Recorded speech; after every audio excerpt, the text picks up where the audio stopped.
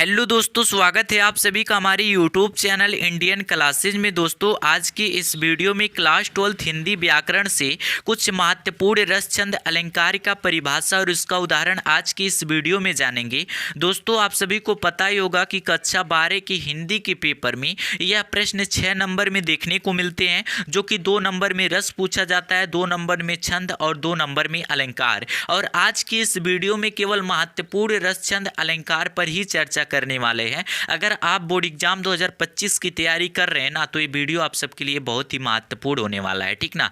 देखिएगा मेरे भाई, सबसे पहले हम महत्वपूर्ण रस पर चर्चा करेंगे। सबसे पहले आप सबको बता दें कि 3 महत्वपूर्ण रस, 3 महत्वपूर्ण छंद, 3 महत्वपूर्ण अलंकार के बारे में जानने वाले हैं। तो सबसे पहला है श्रृंगार रस, और इसका परिभाषा भी मेरे भाई बहुत ही आसान होने वाला है। कैसे कि जहां नायक नायिका, स्त्री पुरुष, पति पत्नी, प्रेमी प्रेमिका के बीच प्रेम का वर्णन होता है, वहां श्रृंगार रस होता है। मेरे भाई प्रेम का वर्णन तो 2 प्रकार से देखने को मिलता है। एक तो भाई बहन के बीच भी प्रेम का वर्णन होता है, माता पिता के बीच भी प्रेम का वर्णन होता है, गुरु शिष्य के बीच भी प्रेम का वर्णन होता है। लेकिन वहीं पे मेरे भाई स्त्री पुरुष, पति पत्नी, नायक नायिका के भी बीच में प्रेम का वर्णन होता है। तो श्रृंगार रस में जो प्रेम का वर्णन देखने को मिलेगा वो नायक नायिका, स्त्री पुरुष, पति पत्नी के बीच का प्रेम का वर्णन देखने को मिलेगा, ठीक ना। उसी को मेरे भाई श्रृंगार रस कहते हैं। इसका अस्थाई भाव क्या है? रति है। और मेरे भाई बहुविकल्पी प्रश्न में पूछ लिया जाता है कि श्रृंगार रस का अस्थाई भाव क्या है, तो आपको जवाब देना है रति है।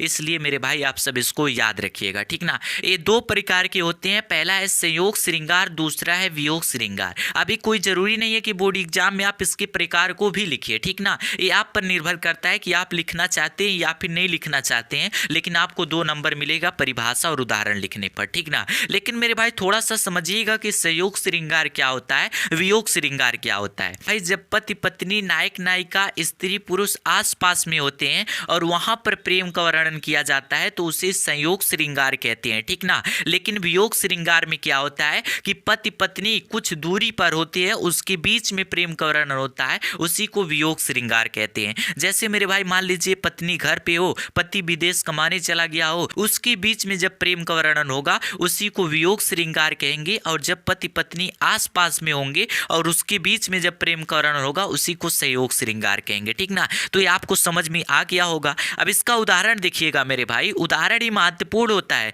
आपको परिभाषा लिखने पर 1 नंबर मिलने वाला है और उदाहरण लिखने पर 1 नंबर मिलने वाला है, ठीक ना। ऐसा नहीं है कि आप उदाहरण लिख, परिभाषा लिखकर उदाहरण छोड़ देंगे आपको पूरा मिलेगा, नहीं मेरे भाई, आपको उदाहरण भी लिखना होगा। अब उदाहरण देखिएगा मेरे भाई, आसान उदाहरण लेकर आए हैं कि राम के रूप निहारत जानकी, कंकन के नग की परछाई, याते सब सुध भूल गई, कर टेक रही पलटारत नाही। राम के रूप निहारत जानकी, जानकी मेरे भाई माता सीता को कहा जाता है। तो माता सीता राम के चेहरे को इस तरीके से देख रही है ना, कंकन के नग की परछाई। स्त्रियां जो हाथ में कंगन पहनती हैं उसमें छोटे छोटे शीशे लगे होते हैं जिसे नग बोला जाता है। तो उसमें जो राम जी की परछाई उस शीशे में आ रही है, उस नग में आ रही है ना, तो माता सीता उसी चेहरे को देख रही हैं। याते सब सुध भूल गई, अर्थात उनका चेहरा देखने में इतना व्याकुल है कि वो सब कुछ भूल गई, कर टेक रही पलटारत नहीं, और उनका चेहरा देखने में मेरे भाई उनका पलक तक भी नहीं गिरने वाला है।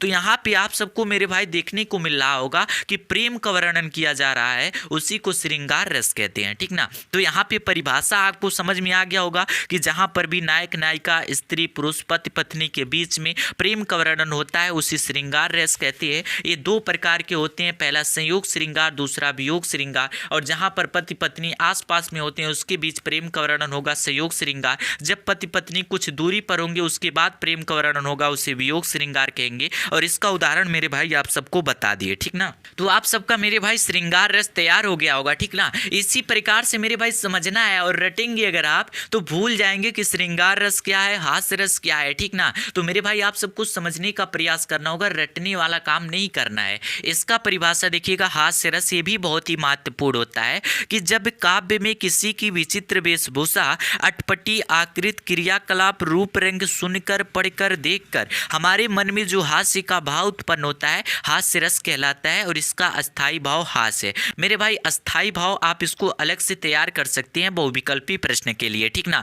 तो हास्य रस का अस्थाई भाव क्या होता है? हास होता है। आप इसका परिभाषा तो यूं ही बता सकते हैं कि इसमें हंसने का वर्णन जरूर किया जाएगा। लेकिन किस प्रकार से, तो किसी की विचित्र वेशभूषा अर्थात उसका शरीर देखने में ऐसा लगे जो कि हंसी आ जाए, अटपटी आकृति उसका जो मेरे भाई चलने का रहने का जो ढंग है उसको देखने के बाद से हंसी का भाव उत्पन्न हो, यही सब क्या है, हास्य रस कहलाता है। इसका उदाहरण भी प्यारा सा है, हाथी जैसी देह गैंडे जैसे चाल, तरबूजे से खोपड़ी खरबूजे से गाल। ठीक ना, मान लीजिए आपका कोई दोस्त है, ठीक ना, इसको मेरे भाई दिल पे मत लीजिएगा। मान लीजिए कोई एक लड़का है या फिर कह लीजिए आपका दोस्त है, हाथी जैसी देह, उसका जो शरीर है एकदम मोटा सा है, ठीक ना, हाथी के जैसी है, गैंडे जैसे चाल और गैंडे की जैसे उसकी चाल है रहने सहने का, ठीक ना, तरबूजे से खोपड़ी, तरबूजा तो खूब खाया होगा आप सबने, तो तरबूजे की जैसी खोपड़ी है उसकी और खरबूजा के जैसा गाल है उसका। तो इस तरीके से अगर कोई व्यक्ति देखने को मिलेगा ना तो उस समय हंसी का भाव उत्पन्न होगा कि देखिए भाई कितना मोटा व्यक्ति है, ठीक ना।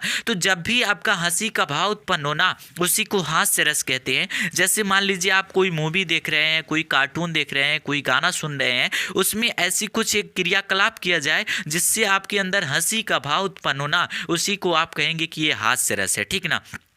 तो हास्य रस समझ में आ गया होगा कि जब भी हंसी का भाव उत्पन्न होगा तो उस समय हम कह सकते हैं कि यहाँ पे हास्य रस है, ठीक ना। उसके बाद से देखिएगा मेरे भाई जो कि अंतिम रस है, जो कि ये भी बहुत ही महत्वपूर्ण होता है, आप सब इसको भी मेरे भाई तैयार कर लीजिएगा, वीर रस है, ठीक ना। अब वीर रस का परिभाषा क्या है कि जब कविता में वर्णित प्रसंग हमारे मन में उत्साह या उमंग का भाव उत्पन्न करते हैं उसी वीर रस कहते हैं, ठीक ना। इसका स्थायी भाव क्या होता है, उत्साह होता है। अब उत्साह क्या होता है, तो जैसे मान लीजिए मेरे भाई कोई फिल्म देख रहे हैं, उसमें एक हीरो होता है जो कि मेरे भाई खलनायक को मार के गिराता है, 10-15 लोगों को यूं ही मार देता है, ठीक ना। तो उस समय क्या होता है, एक अलग भाव उत्पन्न होता है, उसी को वीर रस कहते हैं। जैसे उसका उदाहरण देखिएगा, बुंदेलो हर बोलो के मुंह हमने सुनी कहानी थी, खूब लड़ी मर्दानी वह तो झांसी वाली रानी थी, ठीक ना। तो यहाँ पे मेरे भाई इस कहानी को हम तो बचपन से ही पढ़ते चले आ रहे हैं कि जो झांसी वाली रानी थी वो किस तरीके से लोगों को पराजित करके विजय घोषित की थी, ठीक ना, एक दूसरे को किस तरीके से मार के गिरा दे रही थी। तो ही सब क्या है मेरे भाई, वीर रस है। जैसे मान लीजिए कहीं पर समारोह लगा हुआ है, ठीक ना, आपके दोस्त को माला पहनाकर उसको सम्मानित किया जा रहा है, तो एक अलग भाव उत्पन्न होता है कि शायद मैं भी उस तरीके के काम को करूं जिससे मेरा भी सम्मान किया जाए, तो उसी को मेरे भाई वीर रस कहते हैं। इसका परिभाषा आप सबको समझ में आना चाहिए कि जब किसी कविता में, मान लीजिए कोई कविता है, उसमें वर्णित प्रसंग अर्थात उसमें इस तरीके से वर्णन किया जाए जिससे मेरे भाई उत्साह या उमंग का भाव उत्पन्न होना, उसी को वीर रस कहते हैं। और ये कहानी तो मेरे भाई बचपन से ही पढ़ते आ रहे हैं, ठीक ना। उसके बाद से देखिएगा मेरे भाई 3 महत्वपूर्ण रस को बताएं आप सबको, एक श्रृंगार रस, दूसरा है हास्य रस, तीसरा है वीर रस। अब मेरे भाई अलंकार पर चर्चा करते हैं कि महत्वपूर्ण अलंकार कौन कौन से हैं, ठीक ना, क्योंकि रस भी 2 नंबर में पूछे जाते हैं, छंद भी 2 नंबर में पूछे जाते हैं और अलंकार भी 2 नंबर में पूछे जाते हैं, ठीक ना। तो 3 महत्वपूर्ण अलंकार में से पहला है उपमा अलंकार, जो कि मेरे भाई बार बार बोर्ड एग्जाम में देखने को मिलता है। इसका परिभाषा है कि जहां उपमेय की तुलना उपमान से किया जाता है उसे उपमा अलंकार कहते हैं। मान लीजिए उपमेय है, उपमेय की तुलना उपमान से किया जा रहा है ना, तो उसी को उपमा अलंकार कहते हैं। इसका दूसरा परिभाषा भी बताएंगे, लेकिन सबसे पहले इसको समझते हैं। उपमेय क्या होता है, उपमान क्या होता है, अगर आप इसको समझेंगे तभी तो परिभाषा स्पष्ट कर पाएंगे। तो देखिएगा मेरे भाई, जिसकी तुलना की जाए ना उसी को उपमेय कहते हैं और जिससे तुलना की जाए उसी उपमान कहते हैं। अब दोनों परिभाषा में अंतर है, समझिएगा। जिसकी तुलना की जाए उसे उपमेय कहते हैं और जिससे तुलना की जाए उसी उपमान कहते हैं। जैसे उदाहरण देखिएगा, उदाहरण से पूरा आपको समझ में आ जाएगा। राम का मुख चंद्रमा सा सुंदर है। ये जो राम है ना, इसका मुख बताया जा रहा है कि चंद्रमा सा सुंदर है। भाई साहब चंद्रमा तो है नहीं, है तो राम, लेकिन उसकी सुंदरता किससे किया जा रहा है, चंद्रमा से किया जा रहा है। तो मेरे भाई जहां पर भी तुलना किया जाएगा ना वहां पे मेरे भाई उपमा अलंकार होता है। और आप सबको क्या बताया कि जहां उपमेय की तुलना, अर्थात यहां पे राम क्या हो गया, उपमेय हो गया, और इसका तुलना किससे कर रहे हैं, चंद्रमा से कर रहे हैं, इसलिए चंद्रमा मेरे भाई उपमान हो जाएगा, ठीक ना। समझ में आ गया कि नहीं आ गया। उसी प्रकार से दूसरा उदाहरण देखिएगा, वह लड़का शेर की तरह बहादुर है। मान लीजिए कोई लड़का है, उसको बताया जा रहा है कि वह शेर की तरह बहादुर है। लड़का तो शेर हो नहीं सकता है, लेकिन फिर भी कह सकते हैं कि शेर जितना शक्तिशाली है उतना ही शक्तिशाली लड़का है। इसलिए हम लड़के की तुलना किससे कर रहे हैं? शेर से कर रहे हैं। यहाँ पर भी तुलना किया जाएगा ना, वहां पे हम कह सकते हैं कि उपमा अलंकार है। अब इसका एकदम सिंपल सा परिभाषा, जो कि मेरे भाई देसी परिभाषा भी कहा जा सकता है, कि जहां पर एक व्यक्ति की तुलना या फिर एक वस्तु की तुलना दूसरे व्यक्ति या वस्तु से की जाती है, उसी को उपमा अलंकार कहते हैं। जैसे मान लीजिए कोई व्यक्ति है ना, उसकी तुलना कोई प्रसिद्ध व्यक्ति से या फिर प्रसिद्ध वस्तु से कर दिया जाए, उसी को क्या कहेंगे? उपमा अलंकार कहेंगे। और यहाँ पे मेरे भाई आपको उदाहरण देखने से भी पता चल रहा होगा, जैसे वह लड़का शेर की तरह बहादुर है। अब यहाँ लड़का की तुलना किससे किया जा रहा है? शेर से किया जा रहा है। और शेर भी क्या है? प्रसिद्ध है, जंगल का राजा ही है ना, तो प्रसिद्ध नहीं है। तो मेरे भाई एक व्यक्ति या फिर एक वस्तु की तुलना जब प्रसिद्ध व्यक्ति या वस्तु से कर दिया जाए, वहां पे उपमा अलंकार होता है, ठीक ना। उसके बाद से देखिएगा दूसरा है मेरे भाई रूपक अलंकार, जो कि ये भी बहुत ही महत्वपूर्ण है। केवल आप सबको पहले ही बताएं कि महत्वपूर्ण टॉपिक पर ही चर्चा करने वाले, क्योंकि अब ज्यादा समय नहीं बचा, बोर्ड एग्जाम नजदीक आ गया है। तो रूपक अलंकार है कि जहां उपमेय में उपमान की समानता दर्शाया जाए, वहां रूपक अलंकार होता है। उपमा अलंकार और रूपक अलंकार में अंतर है। उपमा अलंकार में तुलना किया जाएगा, लेकिन रूपक अलंकार में समानता दर्शाया जाएगा, ठीक ना। जैसे उदाहरण देखिएगा, चरण कमल बंदो हरिराई, अर्थात जो भगवान श्री कृष्ण के पैर हैं, ठीक ना, वो क्या बताया जा रहा है? कि कमल है, ठीक ना, कि जो भगवान श्री कृष्ण है उनके पैर कमल हैं। उसके बाद से पायो जी मैंने राम रतन धन पायो, अर्थात कोई व्यक्ति है वो रतन पा गया, लेकिन बोल नहीं रहा कि मैं रतन पा गया, वो कह रहा है मैं सीधे राम को ही पा गया, मैं भगवान को पा गया। तो यहाँ पे तुलना नहीं किया जा रहा है, बल्कि सीधे कह दिया जा रहा है, उपमेय में उपमान की समानता को दर्शा दिया जा रहा है। उसी को मेरे भाई रूपक अलंकार कहते हैं, ठीक ना। जैसे कह दिया जाए वह लड़का शेर है, इसके पहले किया क्या जा रहा था कि वह लड़का शेर की तरह बहादुर है, लेकिन रूपक अलंकार में कहा जाएगा वह लड़का शेर है, ठीक ना। बस इतना सा अंतर है। इसीलिए मेरे भाई थोड़ा सा अंतर होने के कारण बोर्ड एग्जाम में बार बार ये प्रश्न देखने को मिलता है, इसलिए आप सब इसको जरूर तैयार कीजिएगा, छोड़िएगा मत, ठीक ना। यहाँ पे उपमा अलंकार में क्या बताया गया कि उपमेय और उपमान की तुलना किया जाएगा, रूपक अलंकार में समानता दर्शाया जाएगा। अब बात रही मेरे भाई श्लेष अलंकार की, जो कि ये भी बहुत ही महत्वपूर्ण है, ठीक ना, कि जब किसी शब्द का प्रयोग एक ही बार किया जाता है लेकिन उसमें कई अर्थ निकलते हों, तो वहां श्लेष अलंकार का होता है, ठीक ना। अब शब्द क्या होता है? जैसे यहाँ पे क्या लिखा गया है? प्रयोग। ये क्या है? पूरा एक शब्द है, ठीक ना। तो इसी प्रकार से जहां पर भी एक शब्द का प्रयोग एक ही बार किया जाएगा लेकिन उसमें से कई अर्थ निकलेंगे ना, उसी को मेरे भाई क्या कहेंगे? श्लेष अलंकार कहेंगे। जैसे अब इसका उदाहरण देखिएगा, आपको समझ में आ जाएगा। इसका उदाहरण बहुत ही प्यारा है मेरे भाई, जो कि बचपन से पढ़ते आ रहे हैं। नया इसमें कुछ भी नहीं है, बस पुराना ही मेरे भाई उदाहरण लेकर आए हैं, जो कि हम सबको याद है, याद करने की जरूरत पड़ेगा नहीं। रहीमन पानी राखिए बिन पानी सब सून, पानी गए ना उबरे मोती मानुष चून। यहाँ पे क्या है? पानी शब्द का प्रयोग एक ही बार किया गया है। आप कहेंगे यहाँ पर भी है, यहाँ पर भी है। नहीं मेरे भाई, इस लाइन को आप कुछ देर के लिए स्किप कर दीजिए, ठीक ना। यहाँ पे पानी का प्रयोग एक बार देखने को मिल रहा है, लेकिन इससे कई अर्थ निकलने वाले हैं, उसी को मेरे भाई श्लेष अलंकार कहते हैं। कैसे? देखिएगा, जैसे क्या है, यहाँ पे पानी का अर्थ जो मोती के लिए होगा ना, वो मेरे भाई चमक से होगा, कि अगर मोती के अंदर चमक ना रहे तो मोती बेकार है। पानी का अर्थ मनुष्य के लिए मेरे भाई सहनशीलता से होगा, कि अगर मनुष्य के अंदर सहने की शक्ति नहीं है, उसके अंदर सहनशीलता नहीं है, तो मनुष्य बेकार है। पानी का अर्थ चून के लिए होगा, पानी पीने वाला, ठीक ना, क्योंकि चून का अर्थ होता है एक तो आटा से और दूसरा चून जो तंबाकू में मिलाया जाता है, तो दोनों के लिए पानी की जरूरत पड़ेगा। तो यही मेरे भाई पानी एक ही बार देखने को मिल रहा था, लेकिन इससे कई अर्थ निकले कि मोती के लिए चमक होना चाहिए, मनुष्य के लिए सहनशीलता होना चाहिए, चून के लिए मेरे भाई पीने वाला पानी होना चाहिए। तो यहाँ पे क्या हो रहा है? एक ही पानी का अर्थ कई बार निकल रहा है, उसी को श्लेष अलंकार कहते हैं। और वही चीज यहाँ पे बताया गया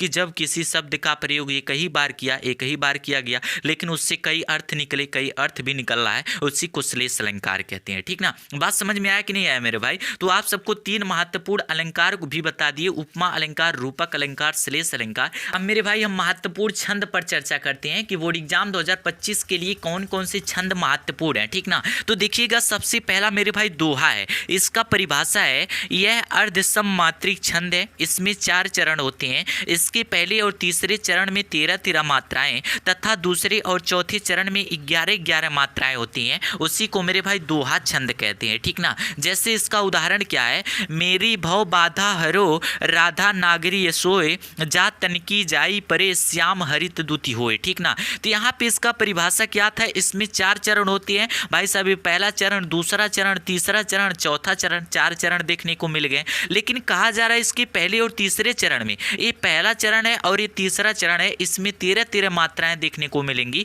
और दूसरे और चौथे चरण में 11-11 मात्राएं देखने को मिलेंगी। उसी को दोहा छंद कहा जाता है। जैसे देखिएगा यहाँ पे मेरे भाई 2 2 4 1 5 1 6 2 8 2 10 1 11 2 13 यहाँ पर भी है। 2 2 4 2 6 2 8 2 10 1 11 2 13 पहले और तीसरे चरण में 13-13 मात्राएं देखने को मिल गया।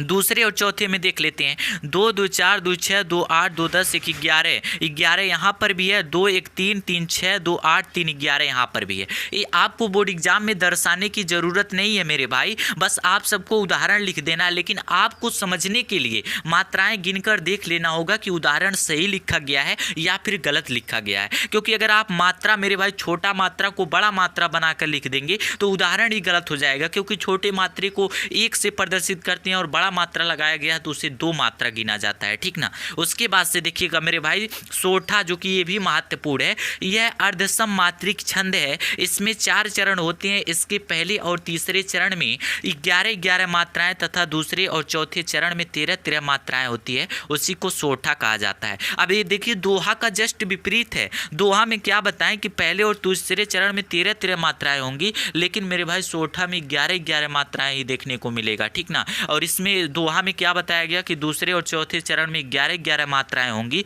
लेकिन यहाँ पे 13-13 मात्राएं होगा, ठीक ना। तो जस्ट विपरीत है।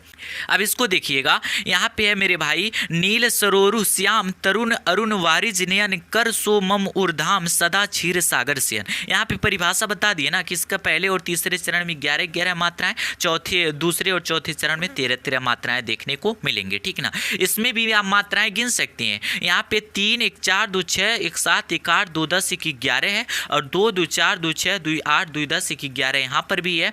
3 3 6 4 10 3 13 यहाँ पर है। 3 3 6 और 4 10 3 13 यहाँ पर भी है। तो क्या देखने को मिला कि पहले और तीसरे चरण में 11-11 मात्राएं, दूसरे और चौथे चरण में 13-13 मात्राएं हैं। उसी को मेरे भाई सोठा कहा जाता है, ठीक ना।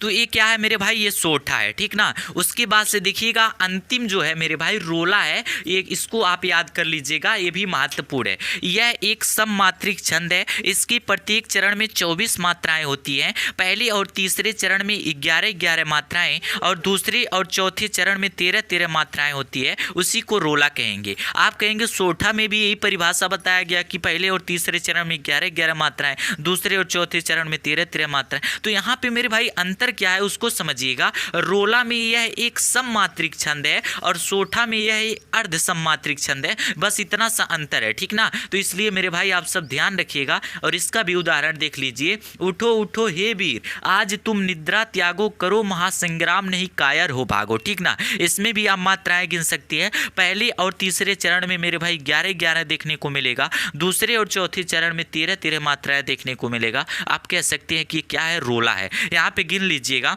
3 3 6 2 8 3 11 यहाँ पर है। 3 3 6 2 8 2 10 1 11 यहाँ पर भी है। और उसके बाद से 3 2 5 2 7 2 9 2 11 2 13 यहाँ पर है। 3 और 4 यहाँ पे 4 3 7 2 9 2 11 2 13 यहाँ पर है, ठीक ना। तो यहाँ पे क्या देखने को मिला कि पहले और तीसरे चरण में 11-11 मात्राएं, दूसरे और चौथे चरण में 13-13 मात्राएं हैं। इसी को रोला कहेंगे। और रोला सोठा का परिभाषा मेरे भाई एक ही है।